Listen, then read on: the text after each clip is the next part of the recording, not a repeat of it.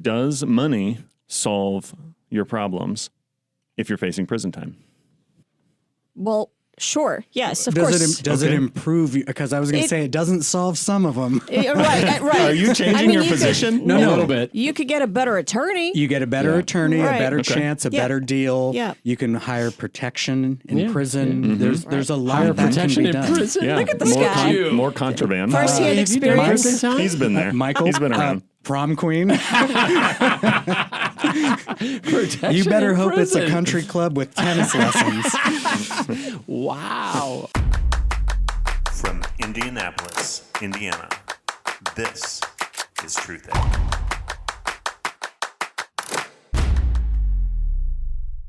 Money affords you the ability to wipe out your problems, right? I mean, that's essentially what we're bantering back and forth. That's what Aaron said. Right. Surface- maybe surface I'm problems. arguing that's not true. Well, he gave a great example Yeah. of knowing people who are wealthy and unhappy. Of course. And not really, I didn't have a counter argument, but my thought about that was people's contentment with their life is stable across the High lifespan, or low with cash. regardless of their financial situation. And that's based, agree with that. the most recent was based on big studies of lottery winners and bankruptcy people. And they'll have a Basketball bump. players. Yeah, that's a great example. But they'll Thank have you. a bump Thank or you. a dip, but that complacency and that Bump contentment. or dip was my nickname in high school, actually.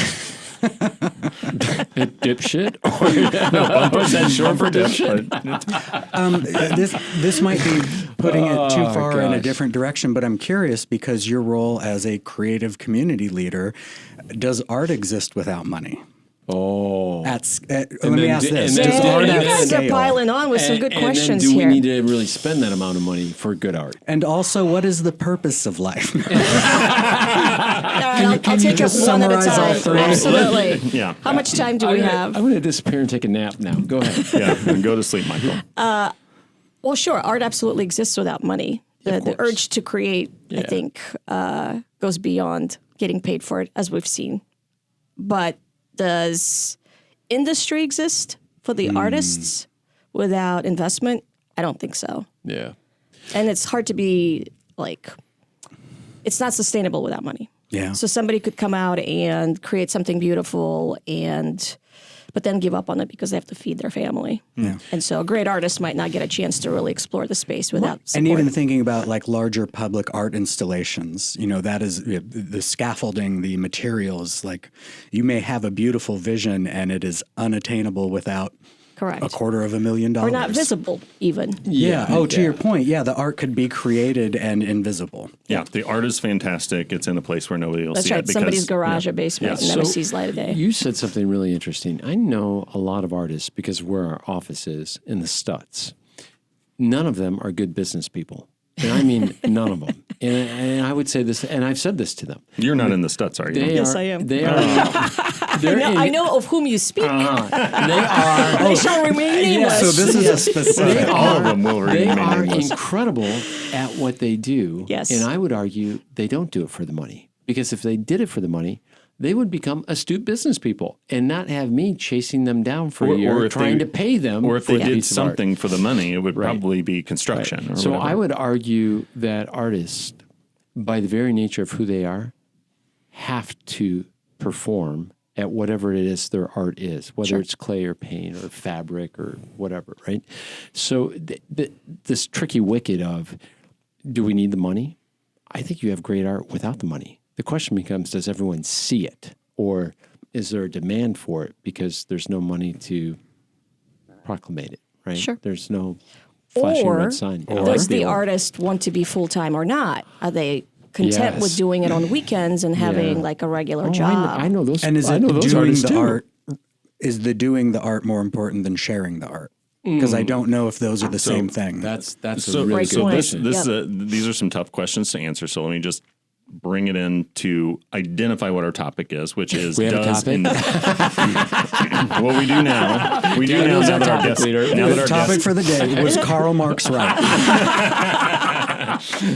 So does investing in the arts develop the economy? So so we can dance Yeah, around anything yeah. related to that. But ultimately the question is, you and I were talking at a networking event, Paulina, and we were talking about you're doing economic development. Yep. And Pattern Magazine, which you've been doing for many years. It's a very beautiful magazine. You're very successessful with it. You must You've know a good raised- photographer. You've raised $3 million over 15 years.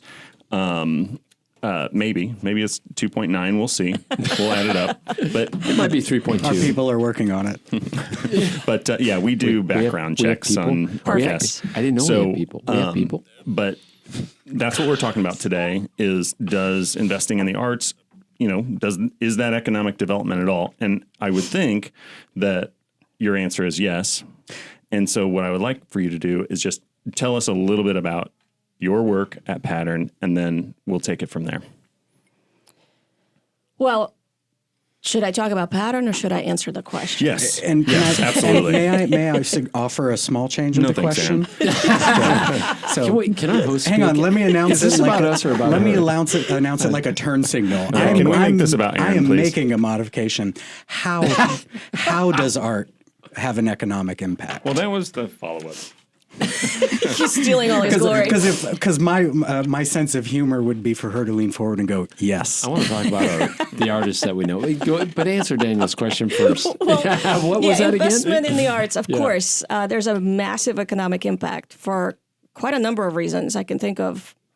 What would maybe be the three. biggest? Oh, the three. Well, so first of all, there's jobs, right? Yeah. There's the jobs for the artists themselves, and then the entire ecosystem from Around them, the exactly support marketing, systems, the attorneys, materials. retail, Yeah. you name it. Yeah. And there's jobs around artists creating. Sure.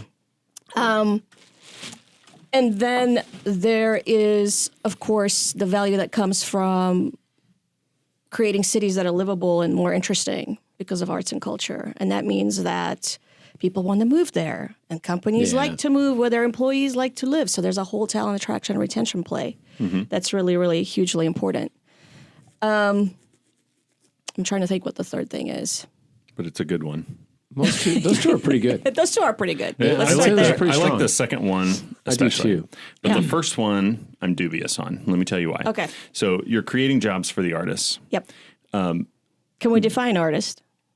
Yeah. I don't think we've done that. Yeah, go ahead. Your question suggests we should. Yes. So some of the work that we're doing at Pattern is to help people understand that artists are more than just like sculptors and fine painters, artists. There's a commercial aspect to it. So there's the Architects. nonprofit arts and then there's the commercial arts. I think that where we started this conversation was definitely on the nonprofits art side. I think there's a bell curve, right? There's the artist who doesn't care ever to make money.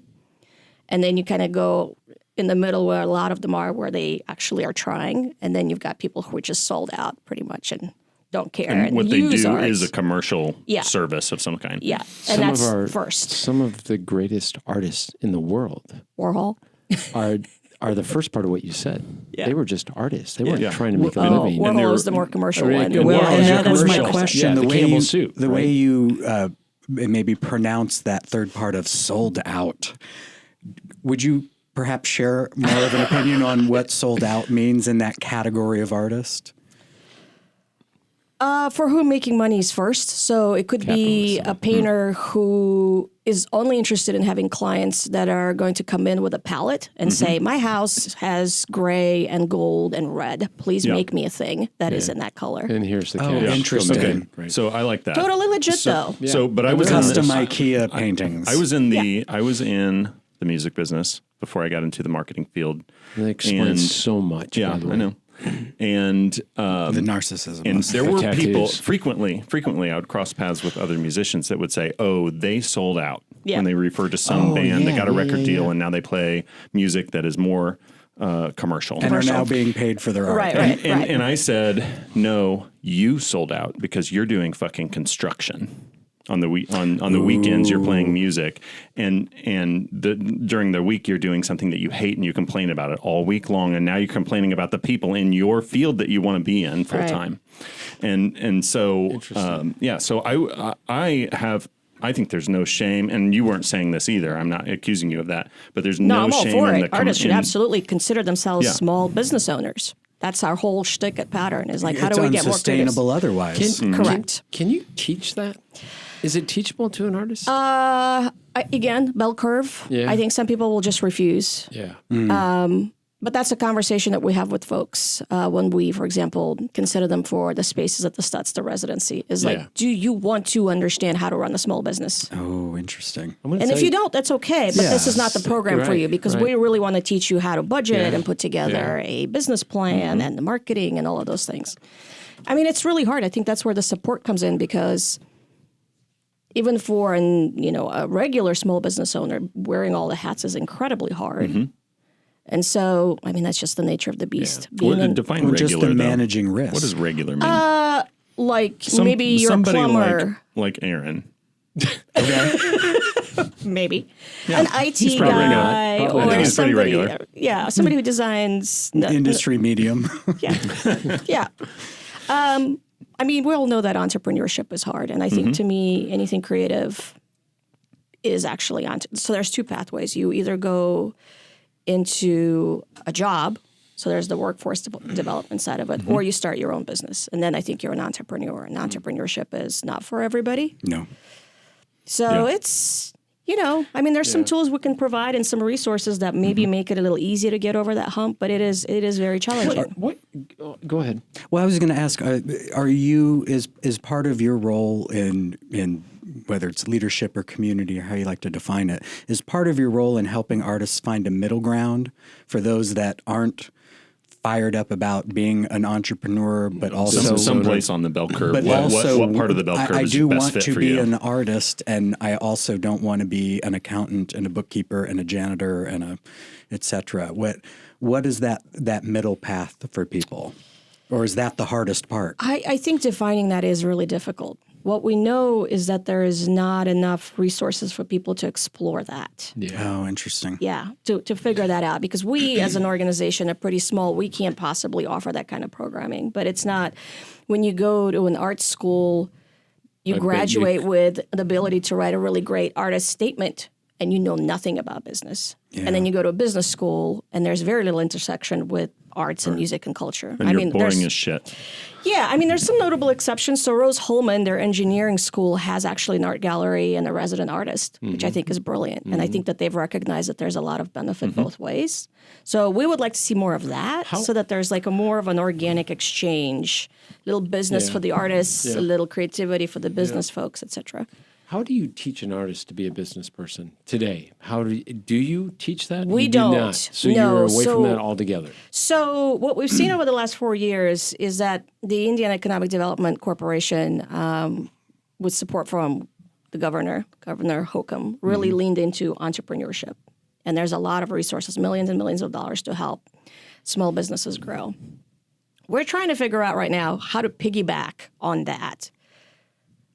Resources and tools that would address creative folks, and their brains move different, and that's the part that we're having. Like, it's hard to. That's the biggest challenge, right? Yeah. How do you talk to those? Because what I've heard from creative types that were interested in pursuing a more business mindset when they went to the available resources that are set up for traditional businesses, there was a lot of miscommunication.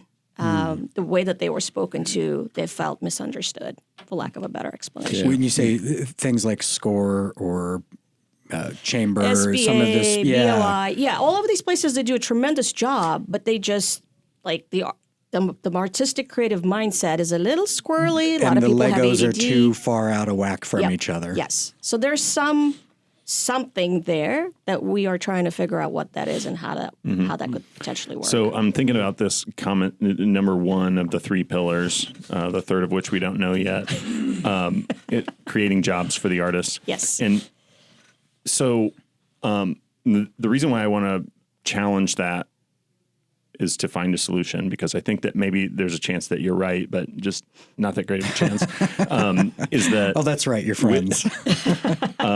is that when you're talking about, it's important to create jobs for the artists, there are other industries that are having a hard time finding talent for things that there is a demand for. Yep. And then there are things that are struggling to create a demand for something that they do. Yep. And maybe in some cases that's the artist. do you think that demand should be a consideration in funding somebody's work? Yeah, I think so. I mean, if we're living in a capitalist society, exactly, then yeah, that it's is how it works, supply right? and demand. Yeah, absolutely. Yeah, there's no getting around it. It's just there's got to be some sort of a middle ground, and I think that what we're seeing a lot of right now is just the lean towards just squeezing out every dime out of everything. And we see that problem with like independent music venues versus Live Nation. Mm-hmm. Oh, yeah. Yeah. So, and to your point, I think that, the Hi-Fi is one of my favorite venue in Indianapolis. Right. And the venues like that in other cities are my favorite venues in those places. But well, it's incredible. They can only do so much. They can only do so much. And when I guess the competitor has millions and millions and millions of dollars at their disposal, they can essentially push them out of the market. Pretty much. On the best shows or whatever. And like, how could we make sure that doesn't happen? Why can't we just all get along? Why can't people have a conscience? What happened to publicly funded art venues? Right? Well, come on, Aaron. No, I'm just saying. That's a great question. To your point, It's about time he came up with a great something great like question. a Hi-Fi They or exist. the patio. Is that still around? The patio's gone. The The patio's long gone. But to your point, those are businesses. They have very little margin. They often don't do well, especially when rents are skyrocketing. But you can't double the ticket price because. That's right. So what, in terms of creating venues for art, that's not something I see a lot here in Indianapolis. No. But you guys are talking about music specifically. Well, I think but that music's the a point, one I can Music- understand. I think the point is to easier. broaden But here's what they have. the tent of art is to say that we're Understood. music is one of those things. The argument falls on deaf ears, no pun intended, with music because there's something called the internet. Maybe the two of you have heard about that. Where The internet is not people- live, Michael. The internet is not a place, Michael. Let me It point this seriously out makes to a you. difference. Let me point this out to you. The largest musical artists today that did not have a contract with a record label went to the internet, created their own music. Billie Eilish is a great example, who created her own decorum, her own following, and blew the place out of the water. So I would argue that you don't have to have these specific venues per se. You just you need a place to articulate whatever it is you're trying to do. So by nature, I want to argue with you, even though I was I arguing. want to argue too. Yeah. Can I Very argue? argumentative. Look at him. He's This guy, like yeah. the oranges guy. He's like, Right. I'm going to get you. Well, because I think we both are responding. He's arguing to an exception. Hey, somebody who is so exceptional, there's everyone's more. heard about There's them. more. We should all be like them. No. There are many let's artists. just go the No, Billie I Eilish agree. route. No. There I are many agree. artists that have and gone where to can I go different- see them live? There are many artists. Live Nation. There are many artists that have gone to different forms to be seen and heard. That's what I'm saying. You're I agree. right. You're right. And I know. But what I'm wondering is if there is a value separate from that individual artist There is. to having There is. places. Yeah, there is. Places where there is art can be experienced or embedded into another experience, such as public art. And I guess the question that we're asking today is, does that build the economy? I think that there's an easy answer. It's easy to answer yes or no. It's complicated to identify the way that bell curve really plays into this conversation. If you look at the mayor in Carmel, the former mayor, and he put all of his public art out on those roundabouts, how much of that art is from local Indiana artists? Not one piece. Oh, really? Not one piece. He went outside the state to get that art. So there is a place to showcase. Yeah. But So you're You're bringing up like a whole other issue. I know. That, Yeah, that she's would getting- deserve she's its getting own hot. pod. I know. I know. Right? But am I right? Yeah, you're right. But I mean, I could see both sides. I can too. Yeah, because because we the- have local Indiana artists. because Yeah. people want to live in Carmel. Well, wait, what? Not any of us, but I live in Carmel very much, and I like besides it. you, of course. No, but I Why? think your Just for argument, like the better but resources Paulina, I in think your schools? argument would be we need Indiana artists to get their product outside the state into other, right? So I Yes. get both sides of that. Yes. I really do. Yeah. But I am saying that there are venues beyond traditional venues for art, and I'm classifying all art, to be exposed and shown, right? Whether they're Except for music, of course. except for music, because I can do it on the internet. Juried, outdoor. What I call them flea markets. They're not flea markets. They're the Just markets. Talbot Street, right? Yeah. I see the same artists. Art fairs and things like that. Yeah. Right, but it's not essentially everything we're talking about. Which I Yeah. get. So in the case of Carmel, you've got the criticism that I suppose is reasonable that they used Outside. artists Yeah. outside of the state. Yeah. But then there's the argument that people do want to live in Carmel. It's one of the fastest growing communities. Where there's some reasons why, It's been one of the best cities in America. Because the roads are paved in gold. There are no potholes in Carmel. That's right. It is all of those things. It I wanna is. move there. It I is wanna how move back. nice the area More is. telephone I mean, it's a variety. I'm There's a variety of listing the reasons. house when I get back. I'm moving to Carmel. Damn it. I want to go back. It's where all the goodness is. All right, go on. What were you going to say? You were going to say something. I'm sorry. I was hoping to hear from our guest. I told you, you can't put all of this on her. Come on. I've said a few things. I Yes, mean, you this have. is very complicated.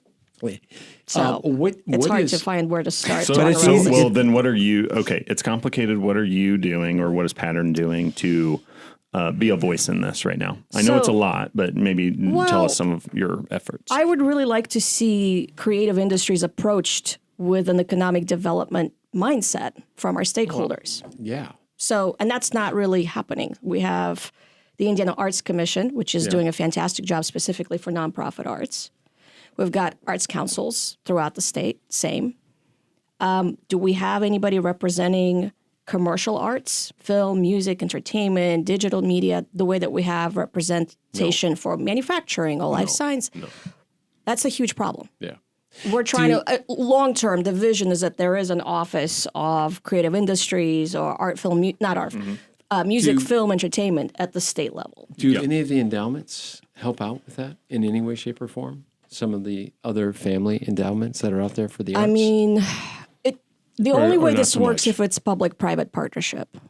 Gotcha. So what does that we talked look about like? that What does before you that got mean? here, did. actually.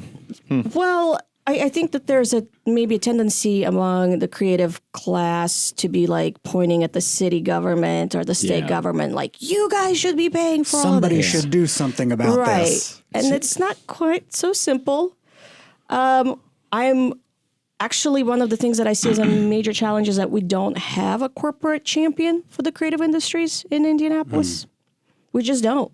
Okay, so you're saying there's none of the big Nope. 10 or 20. Nope. For that example, Eli Lilly could make an investment they into do. art on property just to help support local arts. They and- could do that, or they could just, I don't know, publish an op-ed and say, this is really important. Yeah, you should do this. Somebody should do this. We can't attract people from other cities because they think Indianapolis is boring and doesn't have the vibes. Is there a blueprint in other cities that exists? I don't know if there's that's- a blueprint per se. Thank you for asking that, Michael. I wanted to ask to thanks, Michael. Daniel's You're point welcome. when he asked, can this work? Where is it working? Yeah. Oh gosh, I mean, Or rather, who's doing a good job that we could turn to? Are any of our five mean- neighbors, Indiana, or excuse me, Ohio, Michigan, well, obviously, Kentucky, like Illinois? Nashville, Austin, Yeah, there's- Denver. I'm assuming Yeah, there's Portland. I'm born and raised in Portland, and then went to college in Eugene. For sure. My God, And the he's been public- talking about this That's all he all talks about. day. That's all he talks about. And he doesn't like Nike. I don't understand. Well, I was going to say one of the things when I was in college, I had friends in the public policy and management programs, and the amount of art that is committed to public properties in the state is really impressive. Like Yep. you can't go anywhere without statues, and the fountains in Portland are ridiculous. There's I think 1,000 plus. Yeah. So they've invested, they valued it. I don't think their values are really weird now, but Sure. Well, and that's creative placemaking, which is a little separate from economic development, right? Creative placemaking is using basically fine arts to make a place a little prettier or a lot. but isn't the assumption that it will draw in? It's part of the strategy. It has to be one of the things that there is an interest in investing in. Yes, public art is hugely important for tourism, right? The creative economy is the thing that really underpins tourism and why people go to a place. Like the Bean in, is it Chicago? Chicago, yep. Yeah. Well, as an example, That's the only reason when to go you there. come through the Indianapolis airport, I can't tell you how many times we've had They've done it well over there. incredibly Yeah. well. And But- we have Yeah. business people that come through there for the first time Yep. and sit down and say, oh my God. Yep. Like, what the hell? Yep. Who knew that It's almost existed? as nice as Portland's airport. Oh my gosh. I give And them Austin's Portland. is pretty wild. And you know why? Because there's an intentional I was gonna strategy say, around it and an from investment. the word go, Yep. correct? It Yep. didn't. Yep. They didn't build it and then say, okay, let's try to figure out how to put art in here. It was it was intentional. So Correct. thinking about the funding sources, I'm looking at Lilly Endowment, and That's our biggest one, I think, and is it not? they do a tremendous amount of work to develop the community, and they have 4 categories that they disclose as what they invest in: community development, education and youth, open initiatives, which is that's anything, and then religion. So they're investing in schools, they're investing in nonprofits that do some kind of community service. And I looked for the word art or creative. That doesn't show up anywhere. And this is not a criticism to them by any means, but it maybe is a criticism to the state of Indiana, because we may not have something of substantial size that, a large endowment or a large corporation that is investing in the arts. And how's that impacting the economy? Do you think that there's any way to, wrap our minds around how the impact of the lack of investment in this category? I think the data speaks for itself, honestly. Like if we compare our metrics against peer cities, Nashville, Charlotte, Columbus, Denver, we're behind. Yeah. On many, many fronts, even though in a lot of respects we're a better place. Perhaps all 4 of these. Perhaps, yeah. I mean, we as folks in civic communities, like say, we punch above our weight class. We have actually in a lot of ways great quality of life. Cost of living's great. Location's great. Airport's amazing. Easy to start a business here. Taxes aren't too bad. And yet somehow we're still behind on lots and lots of things. And I think it's because we're not investing in our creatives. Do you think our public elected officials, I see the smile, I feel like we don't have enough.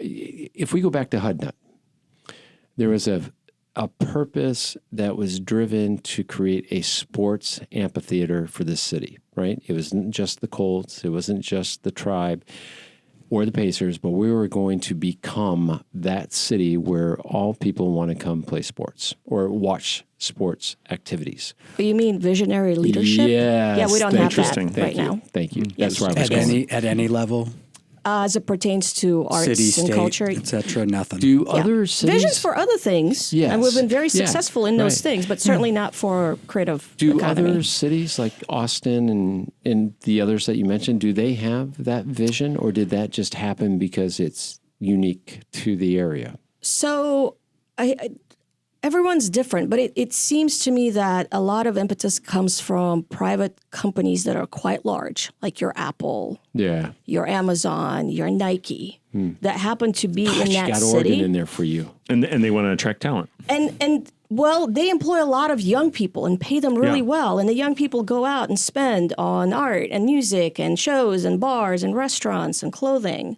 And that sort of Yeah. starts the ball rolling. That is the economy. That is the economy. And maybe they throw in some money for cultural events as Yeah. well on top of it, because they suddenly understand that, like, this is what our young people want.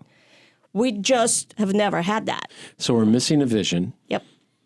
And then what else are we missing? Let's say we have the vision. Let's say we find some elected leaders that Well, we have used that to vision. have. We've We have. gone back and We have. forth. We've had some things happen, and then it's political cycles, Yeah. right? So you can't grow what we need to grow to look like an Austin, a version of Austin or Nashville in 8 years, and that's No. the longest term, Right. right?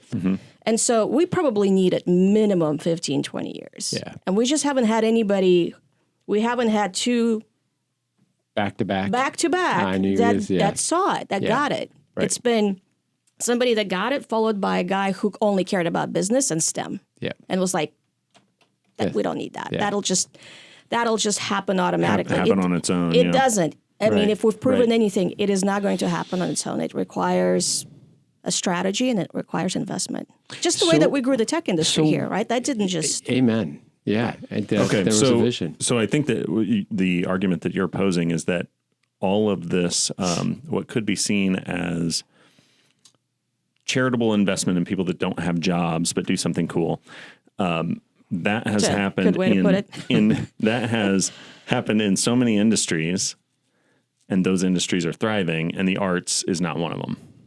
Correct. So you're talking about, there was a strategy to grow the tech field. There's nerds in tech. Yeah. There's people that they do it like art, and those people are valuable to the economy, and some of them fall on the commercial side, and they're not just creating, video games, but they're creating commercial products, which of course video games become commercial products as well. I'm not suggesting that there isn't a commercial value to something like that, but that investment, that strategy hasn't happened in the arts. So I remember when the chamber had a strategy for music. Yep. Working on that right now. And actually. Is that still alive? Is the same plan still alive? It's alive in that there's a website that has the documentation. So if anybody's interested in reading about it, it happened. It's got no legs. But it got released in 2020. No legs. And even though the $150K that it took to do the study was raised, there wasn't funds to implement it. Yeah, there's nothing beyond it. And that seems to be a repeating cycle pattern that we have as well. We do the study. And nothing happens. And nothing happens because nobody's thought far out enough to be like, well, we're going to do the study. We're going to find basically what we think we're going to find. Why? So the study is just to find out, yes, we can prove that people like music. The study talked about the economic impact, and it talked about some of the challenges that we have that get in the way of things like more successful independent venues, the ability to create more opportunities for emerging musicians, things like that. I was always under the impression that things like studies and committees were just a way for leadership to blow off a public interest. They are. Okay. I just wanted to know if that was true firsthand. I think that's true, but it's also sometimes an enormous investment just to prove something that you already know so that you can do what you already want to do. Yeah, agreed. Here's how I see it. I think that it's a little bit of a test to see how serious, let's say, an organization is about that particular thing that they're trying to say we need millions of dollars for. Giving them a hurdle. Absolutely. I mean, if it was easy, everybody would do it. So there's the hurdle of clearing the study. And then I think it's a little bit of like plausible deniability, right? If somebody's going to write a big fat check, let's say the General Assembly writes a check for a tax credit for film. Right. If it all goes to shit, they want to be like, well, the study, said, the experts that we paid said that it would work. So if you got any problems, talk to them. Go talk to them. We just followed the recommendations. We're following the science. That's right. There you go. Can I ask you a question about artists that have had national success and still choose to stay here versus migrating to some of the areas that we're talking about? Yeah. Besides John Green? Yeah, besides John Green. Why is that? Why do they stay? Is it because of everything that you just said preemptively about, or is it it's family? A good place to live and, family? It's a mix. I actually think Indianapolis is a fantastic city. I think it's awesome. The people I've come are great. to appreciate I've lived in it's 10 great. different I love cities, it. and I think it's awesome. The way you love prefaced your question made me think that you thought it was awesome, Michael. No, but I'm curious because there's a preconceived notion. Why would somebody stay here if they had success? Because as an artist, we're arguing that we're not an artistic city. Yeah. That's what we're saying out loud right now. Well, we're saying that. What I'm hearing you say, that. though, is that the people who are the most successful have success outside of Indianapolis. I'm saying that some of the most successful artists I know in Indianapolis have greater success outside. That's right. Right? Yep, we're saying exactly the same thing. And they're here. They have not... Because why would they leave? They're like the big fish in a small pond. But you're also only talking about the people who are still here. Yeah, right, exactly. But those same artists, and I know you and I know some of the same people, they have galleries and or offices in those states or cities that we're describing, right? So they go back and forth as needed, but they still consider Indianapolis home. Well, it's the quality of life can't be beat. You cannot, hands down. Yeah. So with that being said, it begs the argument, why are we not succeeding? Well, I think that we kind of do that whole 2 steps forward, 1 step back situation. We're constantly somehow shooting ourselves in the foot. And I think there's also like, I think that for the folks that are managing the city or the state's economic development efforts, they are very successful. And I think they want to celebrate those successes. I don't think they want to look around and be like, well, What are we missing? Yeah, where's all that? Yeah. I mean, who wants to do that? There's job security. There's money on the table, right? Yeah. Like one would argue that our sports strategy has been tremendously successful, is generating lots of dollars. It's phenomenal. How about we invest in something else for change? right. Nothing wrong with sports. Love it. Right. Love it. But Yeah, it's like and it's sports- one leg of a 3-legged stool, and the arts and culture is the bit that's missing Yeah. to me. Yeah. So who you have that conversation with, though? That's Well, just for it. us, in our case, it's you. Right. Yeah. Sometimes I talk to the wall. It helps. Aaron talks to the wall a lot. I talk to my staff a lot. I mean, I don't know who'll listen, to be honest. We all like to get along. Yeah. We're not as a community, as Hoosiers, we're not into like criticizing others. We are not. We're not so into glad you said criticizing them to their face. We're pretty good Sure. at talking shit about each that's other. that's why I keep turning my head anytime I say something about Aaron. If I think he's scared. the three It's of a us, miss, though. It's a miss because It is a miss. We, in a lot We of need the ways, criticism. we do need the criticism, and we prefer to make sure that everybody's just slightly disgruntled Yeah. than to have people Yeah. really angry and really happy Yeah. about a project, especially when it's a creative project. Oh, interesting. Yeah, we don't want the controversy. We're just like, well, it'll just be like, we'll do a committee thing Yeah. and then like go the middle road. And I don't think that's helped us as a city. I couldn't do what you do. I am goal driven, and your goals seem to move, right? Like the agenda shifts and trying to get to where you want to go. It's like a boiling the ocean goal. I Yeah. think what Feels like it. I would say that the goals are actually pretty solid, but how to get there Well, is that's what I'm describing. constantly Yeah, that's what I'm shifting. saying. Right, Yeah. right. Yep. Yeah, you have an end goal, clearly. Yep.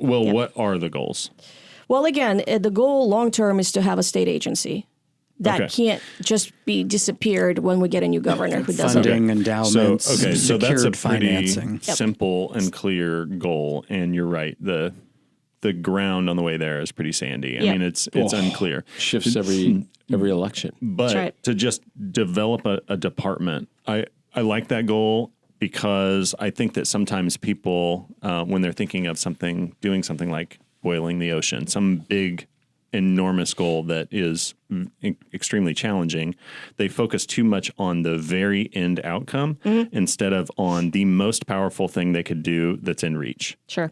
And that, to me, it doesn't sound easy, but it sounds more in reach. And then if you achieve that goal, then you automatically have an official organization that's advocating for these kinds of things. Yeah, but the difference is for her, if I'm hearing this correctly, is that you can set. We're all business people. We're all business people. You set your agenda to grow your business, and you control that floor for the most part. A presidential election may shift it a little bit, but the rules change. No problem. Just tell me what the rules are. I'll figure out. We'll go figure out a way to make money. Your job is predicated on who's sitting in office and who's coming into office. That constantly shifts. I mean, I don't. That's a way different methodology than what you and I go through on a daily basis. Do you I'm a sucker for punishment, apparently. Evidently. Paulina, do you focus most of your time on advocacy work with the politicians? That's the plan. That's not It's what not I have been doing. historically It's what not you've done. historically It's what we've probably been the only doing, way but it's it gonna work. seems to be the thing that we actually do need to do Yeah. in order to change this. It seems like it. Yeah. Huh. Yep. Good times. Yeah, you have fun with that. Sounds Good luck. wonderful. We nominate Aaron to help you out. He loves this kind of I'll work. take all the He help loves that I kind of can work. get. That would be amazing. I want to offer 2 questions to choose from just in the interest And of we get to time. pick. We get to pick. No, she gets to pick. Oh, okay. That's Interesting. no fun. The first question is about the invisible labor of building creative communities, the Yeah. things that we might not be aware of or even see. And the other one, and this one's a little more selfish, about how do you foster creativity in the arts at the most local level, being the household, the family, the immediate community. So if either of those are interesting, and if neither are, I'll just cut that little part out. Yeah, you don't even have to answer those questions. I've got a really good question for you after that. That's a good I have question. Wait a 5 second. questions. It's actually 7. I'd but like to some make of them are- 7 brief points. Okay, So fine, go invisible ahead. labor or fostering the arts at the most, at the Well- localist of level. And Michael and I will vote next. Go ahead. Yeah, thank you. I think that creativity and creatives are present in every industry. And so when kids pivot to being more artsy, I think it makes a lot of parents very nervous. Really? Well, Tell because me about it. Well, you're being sarcastic. No. No, what he's do you being mean? real, and he was Well, being but I have- He's sarcastic. always like that. I have younger children. Yeah. So He's terrified. it's magical and delightful and weird. Sure, but then when they go to high school and they're like, "Well, I'm to going your to point, be a when I'm trying to get sculptor." them to move out, Right, I'm like, right. well, how about you work at Starbucks while you think about sculpting? and that's how artists are ruined, right? That's right. Yeah. So I think that parents need to have a better understanding of all the ways that their kids could be creative within traditional industries. Oh, explaining sort of more practical paths. That's right. I don't know practical. I mean, you could be super artsy and be a graphic designer or a web designer or a video game designer, which are all very lucrative jobs. So the way I got into the marketing field, I was in the music business, and before I was in the music business, I was working a regular job in sales at a company, and I thought, man, you know what would be great is to be able to use what I called at the time my knack or interest in business and my creative skills at the same time. But that job doesn't exist. You could have made T-shirts and sold them at the concert. So I got a job where I wore a tie, and yeah, I mean at the time it was normal, but I didn't think that the two met because I was younger, so I didn't have a lot didn't know. of perspective. But Yeah, the 90s were wild. but eventually I was in a rock band, and it was mostly creative, and I was like, well, I can use some of these sales skills I learned to promote us and build our name recognition. Experiential marketing. And then I thought, there's no money in music unless you're lucky. And so I will get a bunch of bands, and I'll try to make one of them lucky and then make money on the rest of them while they suffer. No, just kidding. I wasn't trying to make them suffer, but I was trying to promote other artists. And then that just led to just kind of moving into working with businesses. Sure. Yeah. And promoting them. And I feel like what I do is very impractical, but it is a good mix of very practical business skills and design skills or artistic skills. Well, and you could also argue that your career trajectory makes you AI proof, right? Because let's be real here. All of the STEM jobs will be replaced by AI and yeah. robots in the next 50 years. Yeah, it's already happening. All of them. Yeah, it's happening. What's not going to be replaced is imagination and creativity. Right. Yeah. That's the thing that's going to be which the is most the important. a part of the STEM team.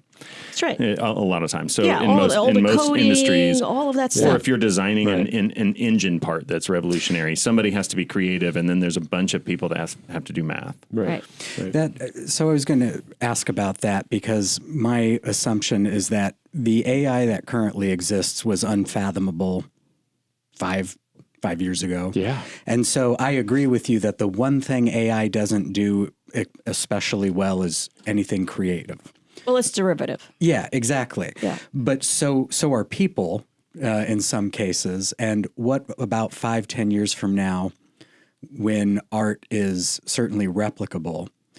And somebody else who I'd listened to brought up this notion that nobody will value art that isn't created by a human because there's something about a person going through that process, bringing that thing to vision, Right. that the moment that it's not a person, agree with there's no value to it. I don't agree with that. Beyond the IKEA standard Sure. pieces. I definitely think that's an interesting statement. Yeah, I'm not sure about it. It I was something they were very I don't strong disagree. about. I mean, it might be a while before that becomes a thing. Now, whether you can distinguish it, that might be the problem initially. Here's the thing Well, that I see. everything will be on the blockchain, right? So you'll know which ones That's are the true. original works, Yeah, that's true. and those will be worth millions. Yeah. And everything else, you'll be like, this is AI generated. Yeah, you're Interesting, right. okay. But Yeah. It's already one of the happening. things that you see is you can go to Walmart and you can buy a piece of art that you can put on your wall, and you. it maybe even looks nice, and It matches your colors. yeah, and people are buying mass-produced art all the time, and so somebody's making millions off of that, and then there's somebody else who has the original of something that was inspired by, probably not even a copy of in most cases. Yep.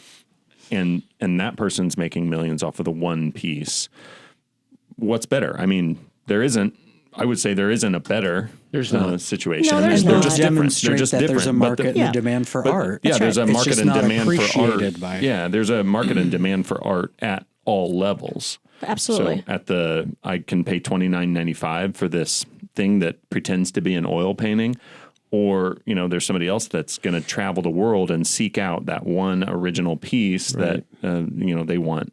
They want to meet the creator, and then they want to have the one and only version of that piece of art. I think art is inherently surrounded by us every single moment of every single day. It's the unique individual known as the artist that can take whatever they and we see and transfer that or transport that into something that we don't see, right? So it could be someone that sees the same colors I see, but they use fabric to showcase that, or yarn to weave something into an existence that I just couldn't see.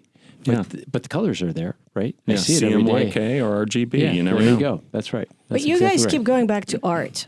Sorry. And I'm Yeah, interested. so sorry. I'm interested in ROI. Yeah, so the return So- on investment. Oh, the plot I thickens. like it. Yes. I like it. And the thing that we haven't talked about is innovation. Yeah. Innovation without creativity is not possible. It's and so impossible. It has Agreed. nothing to do with art at all. Right. It's Yeah. the fact that there are some people whose brain moves a particular way, and we need to encourage Right. that particular skill. Without it, everything in this room wouldn't exist. Yeah, that's right. exactly And I right. think that's the thing that our stakeholders aren't necessarily thinking about. The fact that as we're moving into this AI world, AI future, we need to be cultivating and cherishing and supporting people who are creative, who have a different way of translating the world, Yeah. whether it's through paint Yeah. or music Right, or right. design, whatever the case may be. Sure. So And I let think me- that's billions of dollars of value right there. And that's you the br- thing you that's bring not up recognized. you bring up a really good point, and that gives me a chance to highlight a couple of points that I wrote down before this conversation. Okay. You've already read them. No, you haven't. No, these are At least you top added new secret, stuff. top secret notes. No, I didn't show you everything. So basically, I wanted to understand the argument against investing in the creative economy and the argument for it. We don't have enough patient capital. Don't have enough patient capital. What does that mean? It means that investors want their returns and they want them Yeah. now. Okay. I see what They, you're okay. they don't I- want to wait yeah. 20 years. Yeah. They They want want the they return want. now. So the Heritage Foundation is one of the first ones that came up on my Google search. And they say in a particular report that government subsidies actually work, and they're talking about the National Endowment for the Arts in this case. Sure. And why that investment shouldn't exist. And it's not surprising if you know anything about the Heritage Foundation. Yeah, I know a couple of things. The government subsidies actually work to reduce choice and diversity in the artistic marketplace by encouraging artists to emulate each other in order to achieve success in the grants process. That's just one of the highlights of their report. Is that a recent report? You know what? I don't know the date of it, but I have the link so I can look that up. But they have 10 reasons why the government shouldn't invest in the National Endowment for the Arts. Okay. And we're not going to go through all those reasons or anything Do you like have that. like a favorite too? I'm just really curious, I'm excited. actually. So I have 7 favorites. Okay. Oh, wow. Okay. We went from 10 to 7. you Can we get pass it me down that to 2? bottle? I know. Aaron needs some whiskey on this one. So 2. I'm going to get belligerent here. So I boy. think that Let's do it. I don't want to skip to the end, but I think that one of the things you said that I think is an important point to dwell on at some point in this conversation is the innovation and the creativity that it depends on, and then the arts community that creativity probably depends on. You didn't say that in those words, but so I wonder if an investment in the National Endowment for the Arts and other organizations, so not limited to that, that's just what this one source is talking about, is not just an investment in the one product that they're creating,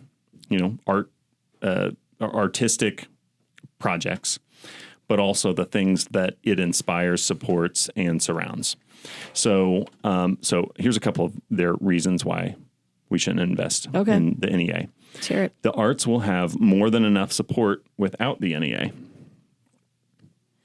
I think that you would probably say that that's not true so far. It hasn't. Right. Yeah.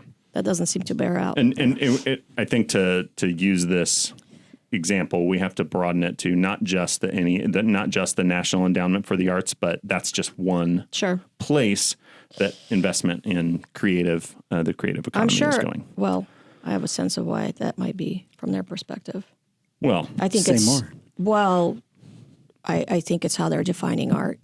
Yeah. And like where they see that investment going now, they're like, that's not art. Yeah, That's It's activism. not art to them. That's political. activism, yeah. That's Yeah. political statements. Okay. That is. Hang on, Daniel. I meant to ask. You have a much broader definition of art than I think I would have had just coming into this, and I'm very curious as to how you see art and creativity. You've already described how it shows up across all industries, so you have a larger picture, and I was hoping you would say more about not what is art. It sounds like what he's Expound. asking. Well, How do you view art, and how are you trying to change public perception of what?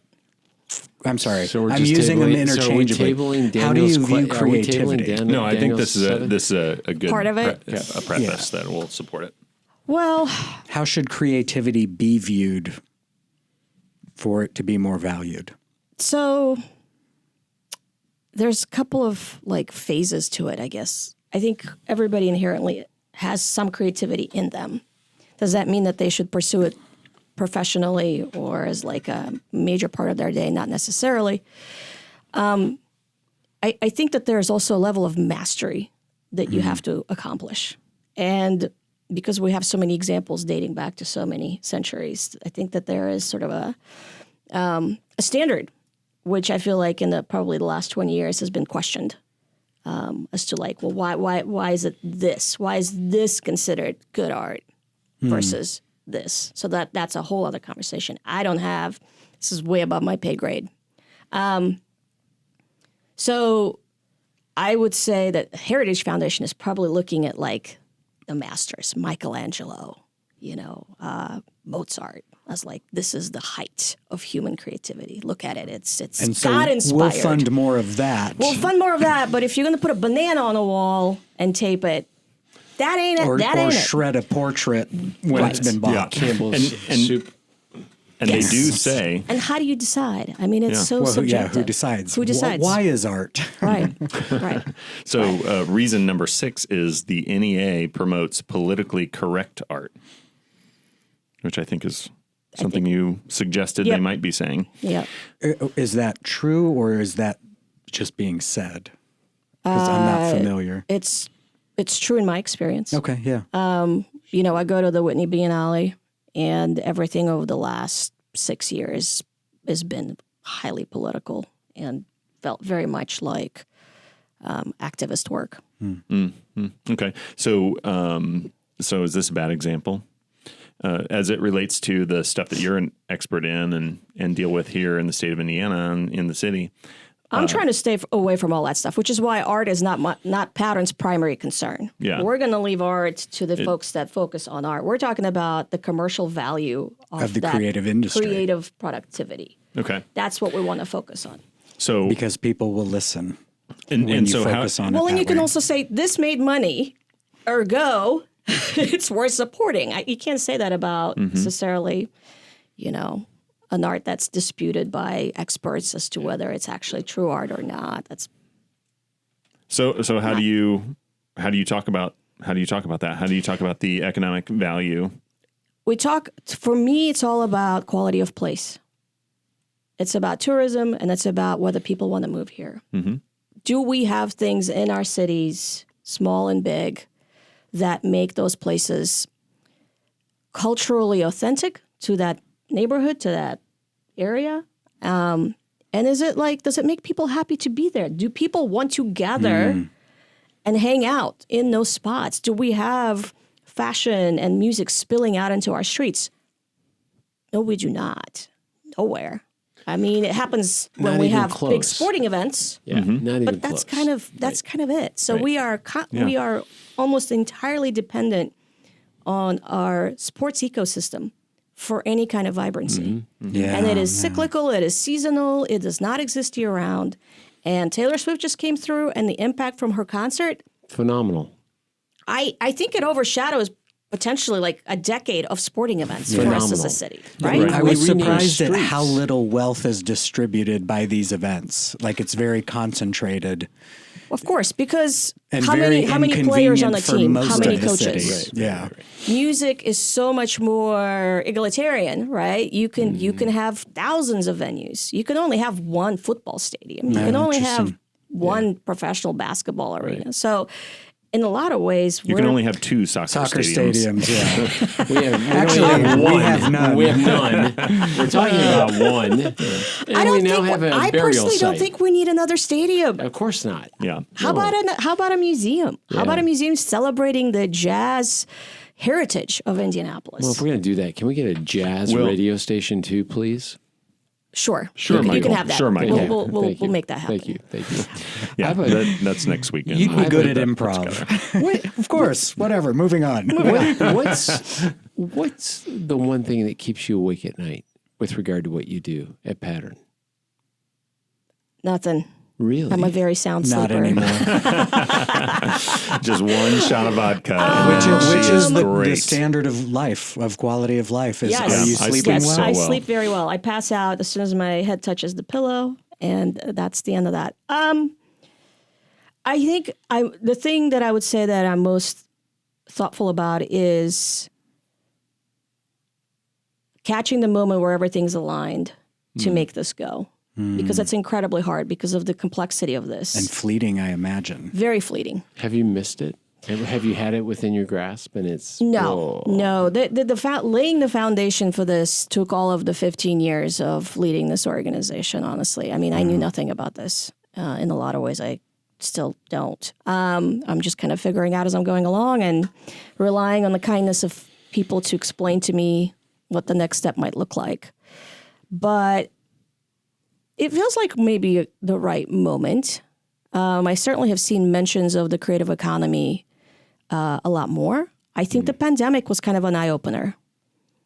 That's a interesting. And it's amazing how all of these millions of dollars just suddenly came out of the woodwork to support independent venues And yet we and decimated artists. small business. We're not going to get into that. Oh, I'm personally bitter about it. Yeah, for sure. I don't know. I don't. If we keep, as a city, talking about peer markets and traveling to these peer markets and studying the peer And markets to try, modeling after him. right? I think it becomes very, very obvious what we need to do. The problem again is that there isn't an entity that owns this that is fully funded to implement and do the work, right? Like there isn't. So Indie Chamber to develop Indie's breaking away as its own entity to do economic development for Marion County and maybe for the region. But like nobody's every day waking up thinking, dreaming, fundraising for the creative economy. No. Which is a huge miss. Do you think because there's still such a sense of scarcity and instability that art is a luxury for once we have some security? If we were talking about art in the traditional definition of it, sure. But we're not. We're talking about economic development. We're talking about... And you talked about creativity in every industry, and how do we foster that as a culture? Well, I think it's when we have a city that is known for conventions and we do tourism really, really well. Yep. And then we look at why people come here. It's conventions, sure. It's sporting events and people visiting family. And that's pretty much kind of it. We don't have a big body of water. Why else would you come here? Well, we need to give people a reason to come. Yeah, no big bean. Yeah, we don't have a. No we're big not bean like surrounded Chicago. We're not surrounded by a lake or a river. We're one of the largest cities. No not beaches. surrounded by water. Right. I mean, Not in the middle of Indiana. No real skiing. But I will say that there is a little bit of a sort of a what's the word I'm looking for? The truth of it is that Indianapolis has actually a lot of really great cultural assets. we do. They're just sort of invisible in the grand scheme of things. Nobody knows or thinks about Indianapolis as a place to visit, to go to a great restaurant, to visit a fantastic world-class museum, to like walk down the cultural trail, ride your bike. Like we have a lot of things. Yeah, they're invisible to the tourism community. Which is weird. Yeah, and I don't know almost feel like for tourism, like you can't have a really great museum and think that that's going to be the attraction. That's going to be the thing that people do when they come for the attraction. So the attraction to come to a city is maybe it's geography, maybe it's an event like a conference or an enormous concert, a replica of Noah's Ark. Yeah, exactly. But then the museums, like when you go to DC, it's not, I want to go to this one museum. It happens to be in DC. No, you want to go to Washington, DC because it's a historic town. There's some interesting monuments there and lots of museums. And so people spend, It depends. I've gone to New York to see a particular museum show. Well, they like, have. when they had the Alexander McQueen show at the Met, that was for sure like a destination event. That's a reasonable pushback, but also they have like it's New York. like the world's They also have largest a good restaurant. Yeah, they have some really great restaurants. You think? But It's would New you York. go? Come Would on. you go to that amazing museum event? If it was in a boring town and it just happened to be, or would you know about it? That's the question. Yeah, would that's you a good even know question. about Would it? Well, I actually think you would know about it because it's Alexander McQueen, and one would imagine that somebody with that kind of reputation Yeah, would of course, have the Alexander budget McQueen, behind right? them. Do you know who the? No, I don't. The designer. Thank you. Okay, good. Yes, amazing. Michael, did you know? Yeah. Because I have millions. I know these things. Interesting. I don't know where I've been. I don't know either. I don't. I'm so focused. But, I'm so focused on what I do. You bring up a really interesting point about, Daniel, you said it about we've got all, Paulina, you said we have all these things, but the tourists don't know about it. There was a gentleman by the name of, I believe it was Nathan, that did the Indy bike ride. He would take tourists on the cultural trail. And this is pre-pandemic. And I think his business, to your point, Aaron, the pandemic, I don't know if he's still around, and if he is, Nathan, God bless. I'm glad you're doing what you're doing. But he would take people out on those city bikes, the ride and share, and point out all of the unique pieces that are in the city or around the city, right? So we've got monuments, we've got museums, we've got historical government offices. I mean, there were all kinds of really cool things that he would write, and people would just go bananas. Absolutely. And they're like, There's a "We lot had of no history." idea." Yes, there is. Yeah, no, we have somebody by the name of Samson Livingston that's doing that right now. I And he's know who that great. is. But It's not enough, though, is it's it? not enough. No. It's not enough. What we need is more celebrities. We have no celebrities. None. Well, we have a couple. Athletes. Yeah, they're Yeah, athletes. no. So No, when you see, say that's- celebrity, are you referring to a David like we Letterman? need a Kurt Cobain or David like Letterman. What's wrong with Well, David?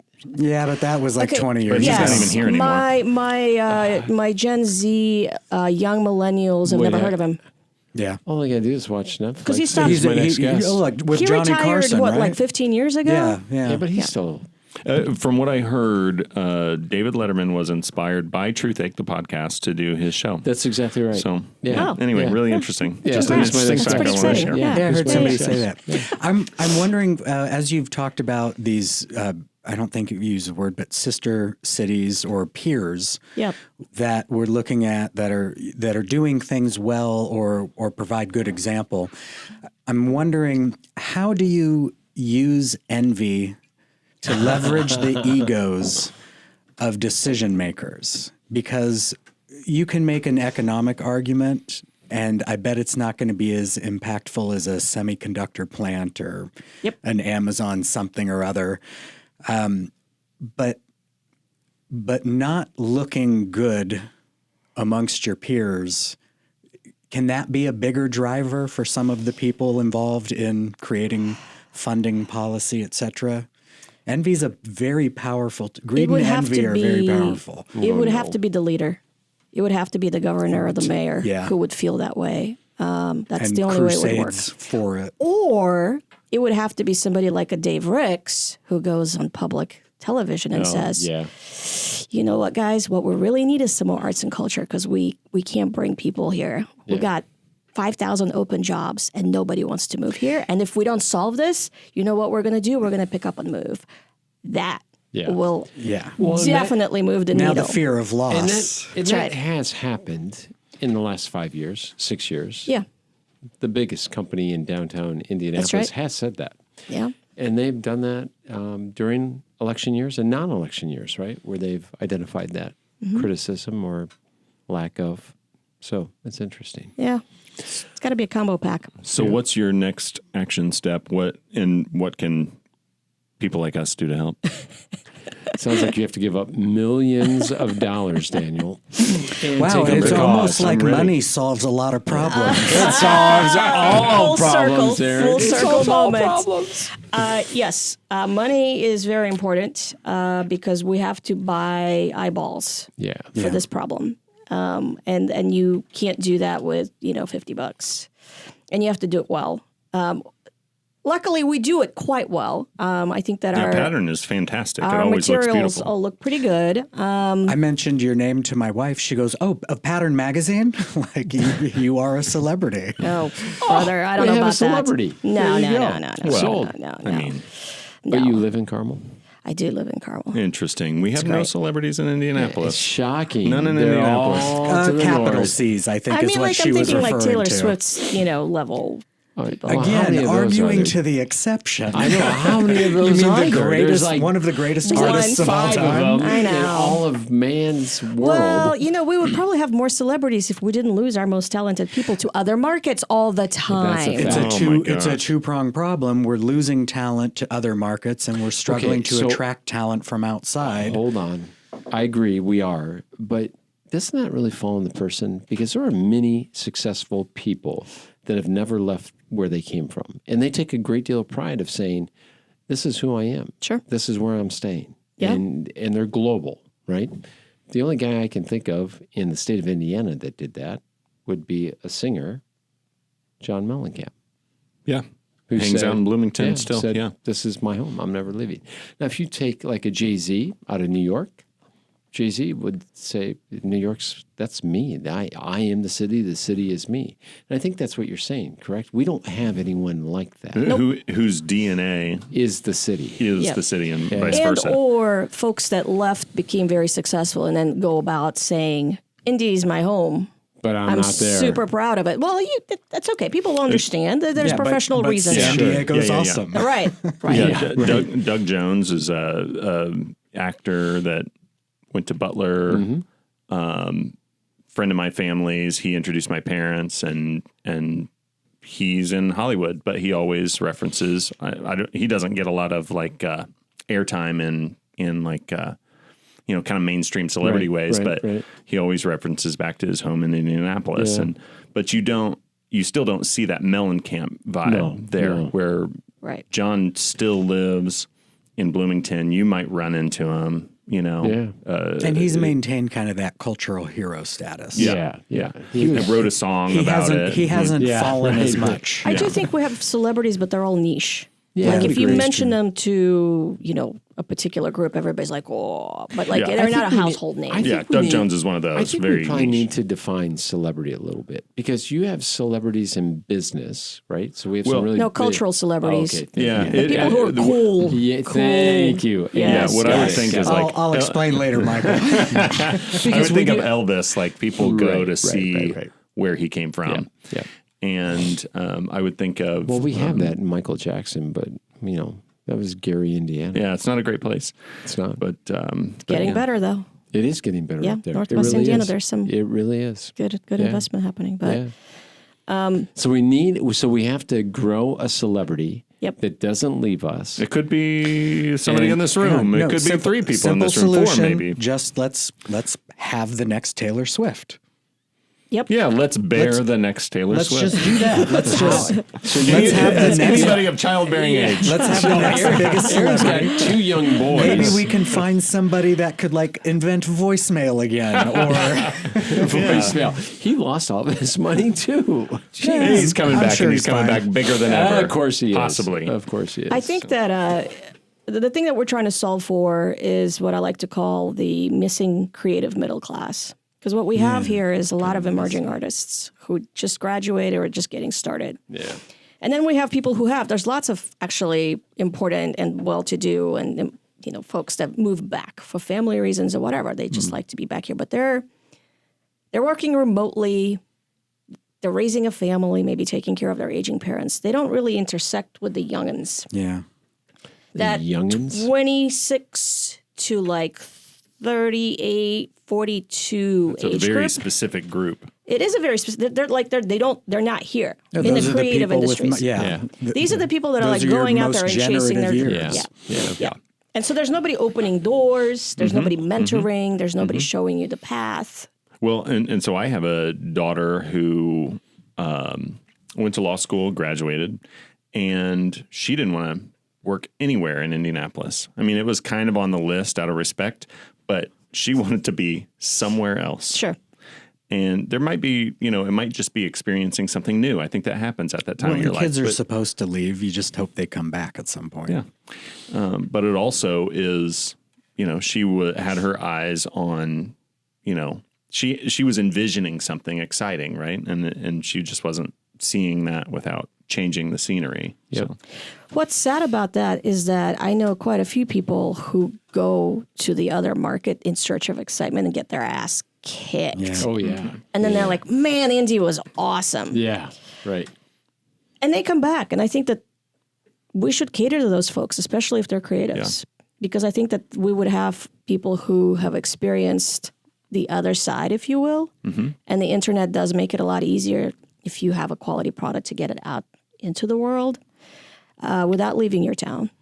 We just don't, we don't have mechanisms for helping talented creatives get above the fray and be noticed. I'm curious as to what the city would look like in your eyes if everything was aligned correctly.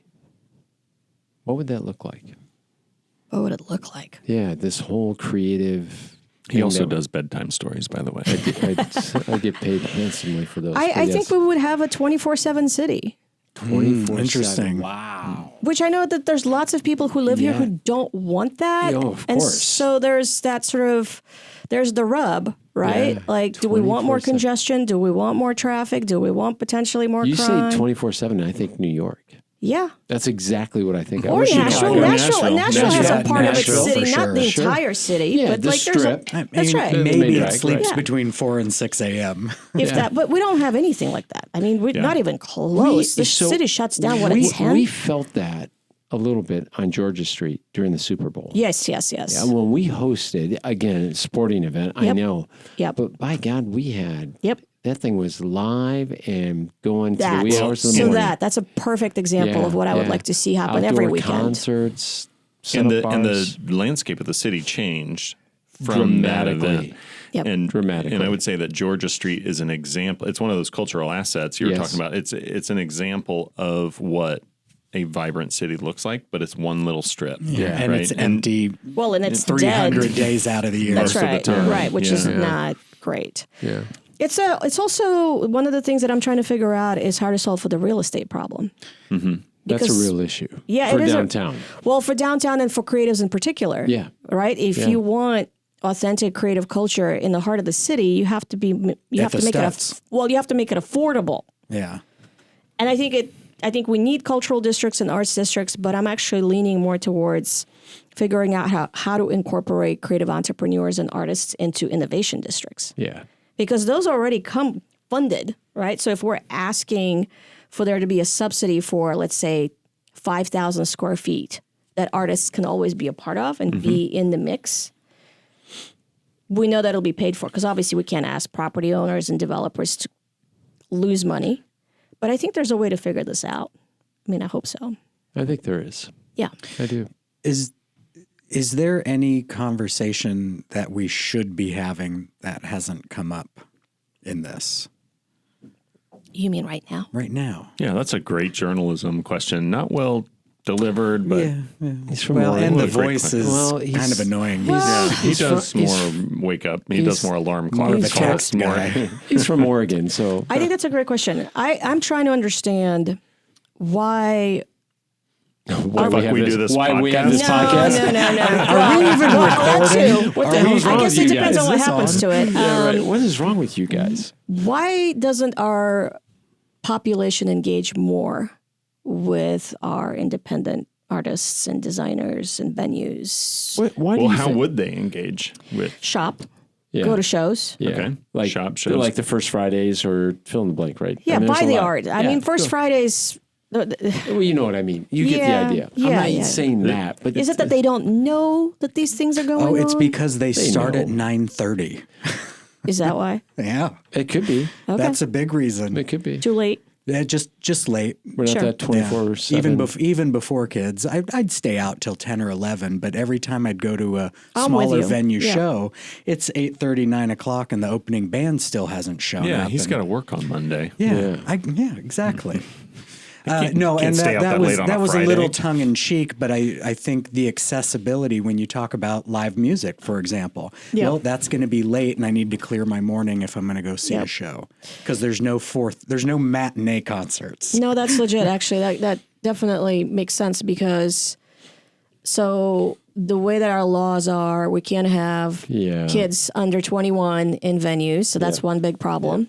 But then So we now families lose can't go, yeah. all of our young people. They leave. So we don't Yeah. have the young adults also- without The families or 21 to kids. 30. And then we got people with children, lots of them, because people come back or live here because they want to start families, and they're not going to these late shows. And we've got a crime issue downtown. It's down.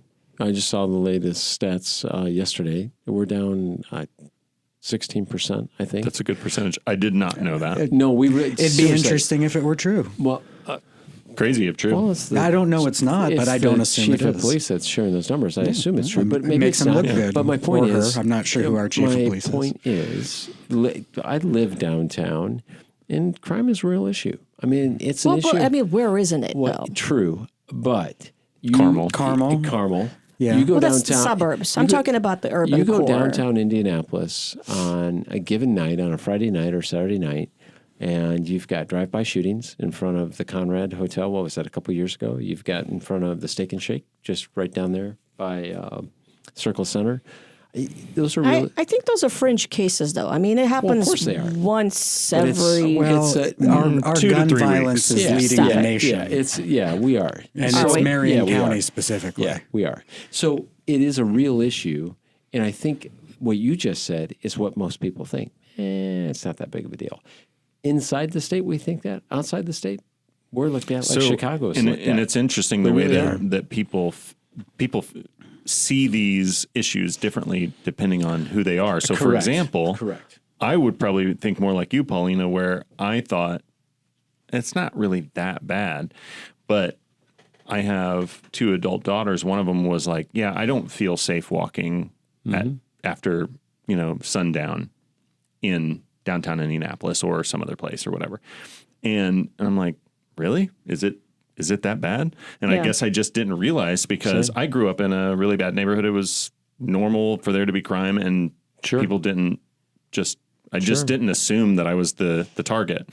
So I guess that changed my outlook on it. And that's really fucked up. I can It really is. I can attest to that. Last year, I had a business collapse very quickly because there was a displacement of a large homeless population. Oh, yeah. And the staff refused to work in the evenings. We had to lock our door at all times. Yeah. And our customers Your customers abandoned dwindled because of within that 60 issue. days Yeah. because they felt unsafe coming at nights and weekends, which were our primary times. So making this full circle, going back to what you're saying, Polina, in order to get where you want to go as a city, there are political issues that have to get rectified. And I say they're political issues because they require the use of state and federal money to solve some of the problems that we're talking about. Homeless, crime. So you're saying money solves problems? I'm saying money solves all problems. I have converted. He's converted. I like it. Duck season, rabbit season. Yeah, right. I really feel for you because as much as you may have a game plan to move this thing one way, you're at the mercy in a lot of ways as to what the hell's going on with the state politics and the city politics. And half the time, they're not even aligned, state and city politics, right? So, that's a tough nut. It really is. Well, I like tough problems. Yeah, you've got one. That's You my really do. That's my MO. Yeah, The bigger, the better. that's awesome. But I also think that there's a way to help stakeholders and legislators understand that creativity can solve the issues that they're having in their small towns. Main Street, for example. Yeah, no, I believe that. There's small towns are losing population, young people. How do you keep them? Well, But have some You interesting. get them pregnant early. What's really That's how you keep them from leaving.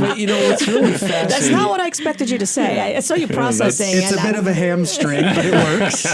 What's really Lovely. fascinating is if you go to Small Town USA today, you can go downtown Franklin as an example. Yep. It's revitalized. Yep. It's a coffee Huntingburg shops. or- Yes, yeah, yes. yeah. A lot of These pregnant girls old there too. These old town square, once just a single lane going through the town.